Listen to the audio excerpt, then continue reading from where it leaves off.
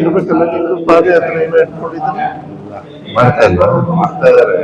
ನಾವೊಂದು ಸಿಂಬಾಲಿಕ್ ಒಂದು ಸಪೋರ್ಟ್ ಮಾಡ್ತೀವಿ ಅಷ್ಟೇ. ಬಟ್ ಏನೋ ಜಾಯ್ನಿಂಗ್ ಇಲ್ಲ. ಯಾರು ಹೋರಾಟದ ಮುಂದೆ ಇದ್ರು ಅವರೆಲ್ಲ ಎಲ್ಲ ಕಾಂಪೋಸಿಷನ್ ಎಷ್ಟು ಪರ್ಸೆಂಟ್ ಹೋಗಿದೆ? ನಾನು ಐ ಹವ್ ನಾಟ್ ಫಾಲೋಡ್. ಎಷ್ಟು ಪರ್ಸೆಂಟ್ ಬಟ್ ಕಾಂಪೋಸಿಷನ್ ತಗೊಳ್ತಾ ಇದ್ದಾರೆ. ನಾವು ಗೆಟಿಂಗ್ ವೀಕೆಂಡ್. ಅವ್ರು ಎಲೆಕ್ಟೆಡ್ ಗೊತ್ತಿದ್ದಾರೆ ರಿಯಲ್ ಎಸ್ಟೇಟ್ ಬಿಡದಿ ಪಾದಯಾತ್ರೆ ಬಗ್ಗೆ ಯಾರಿಗೂ ಕೂಡ ಗೊಂದಲ ಇರುವಂಥ ಅವಶ್ಯಕತೆ ಇಲ್ಲ. ನಾನು ಕೂಡ ಕಳೆದ ವಾರ ಮಾನ್ಯ ಕುಮಾರಸ್ವಾಮಿ ಅವ್ರ ಜೊತೆಲಿ ದೂರವಾಣಿ ಮುಖೇನ ಮಾತನಾಡಿದಾಗ ಕುಮಾರಸ್ವಾಮಿಯವರೇ, ನಾವು BJPನೂ ಕೂಡ ನಾವು ರೈತರ ಪರವಾಗಿ ಇದ್ದೇವೆ, BJP JDS ಇಬ್ಬರು ಸೇರಿ ನಾವು ಈ ಪಾದಯಾತ್ರೆನ ಹಮ್ಮಿಕೊಳ್ಳೋಣ, ಏನು ತೊಂದರೆ ಇಲ್ಲ ಅನ್ನೋ ಮಾತನ್ನು ನಾನು ಕೂಡ ಹೇಳಿದ್ದೆ. ಅವರು ಕೂಡ ಸಕಾರಾತ್ಮಕ ಸ್ಪಂದನೆ ಕೂಡ ಮಾಡಿದರು. ತದನಂತರದಲ್ಲಿ JDS ಕಡೆಯಿಂದ ಪಾದಯಾತ್ರೆ ಘೋಷಣೆಯನ್ನು ಕೂಡ ಮಾಡಿದ್ರು, ದಿನಾಂಕವನ್ನು ಕೂಡ ಘೋಷಣೆ ಮಾಡಿದ್ರು.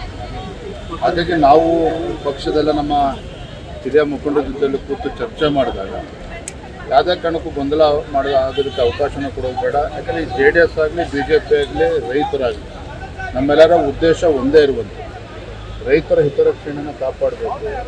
ಈಗಾಗಲೇ JDS ಅವರು ದಿನಾಂಕ ಘೋಷಣೆ ಮಾಡಿರೋದ್ರಿಂದ ಸಾಂಕೇತಿಕವಾಗಿ ಸಿಂಬಾಲಿಕ್ ಆಗಿ ನಾವು ಅವ್ರಿಗೆ ಖಂಡಿತ ನಾವು ಬೆಂಬಲವನ್ನು ಕೊಡಬೇಕು. ಸದನದ ಒಳಗಡೆನೂ ಕೂಡ ನಾವು ರೈತರ ಪರ ಹೋರಾಟವನ್ನು ಮಾಡಬೇಕು ಅನ್ನೋ ಮಾತನ್ನು ಚರ್ಚೆ ಮಾಡಿಯೇ ಮೊನ್ನೆ ದಿನ ಅಶೋಕ್ ಅವರು ನಾವೆಲ್ಲ ಪಕ್ಷಕ್ಕೆ ನಾನು ಹೋಗದೇ ಇರೋದಕ್ಕೆ ಬೇರೆ ಏನೂ ಕಾರಣ ಇಲ್ಲ. ಪೂರ್ವ ನಿಗದಿತ ಕಾರ್ಯಕ್ರಮ ಚಿಕ್ಕಬಳ್ಳಾಪುರ ಕೋಲಾರ ವಿಧಾನ ಪರಿಷತ್ ಚುನಾವಣೆ ನಿಮಿತ್ತ 2-3 ಬಾರಿ ಕಾರ್ಯಕ್ರಮಗಳು ನಿಗದಿಯಾಗಿ ಕ್ಯಾನ್ಸಲ್ ಆಗಿದೆ. ಭಾನುವಾರನೇ ಮಾಡಬೇಕು ಅಂತೇಳಿ ಅವ್ರ ಅಪೇಕ್ಷೆ ಇತ್ತು. ಅದಕ್ಕೆ ಪೂರ್ವ ನಿಯೋಜಿತ ಕಾರ್ಯಕ್ರಮದ ಪ್ರಕಾರ ನಾನು ನಮ್ಮ ಕೋಲಾರ ಚಿಕ್ಕಬಳ್ಳಾಪುರ ಹೋಗಿದ್ದೇವೆ ವಿನಃ ನಾವು ಮತ್ತು ಸಾಂಕೇತಿಕವಾಗಿ ಅಂತ ಹೇಳಿದ ಮೇಲೆ ನಮ್ಮ ಅಶೋಕ್ ಅವರು ನಮ್ಮ ಮುಖಂಡೆಲ್ಲ ಹೋಗಿದ್ದಾರೆ. ಹಾಗಾಗಿ ಇದ್ರ ಬಗ್ಗೆ ನಮ್ಮಲ್ಲಿ ಯಾವುದೇ ರೀತಿ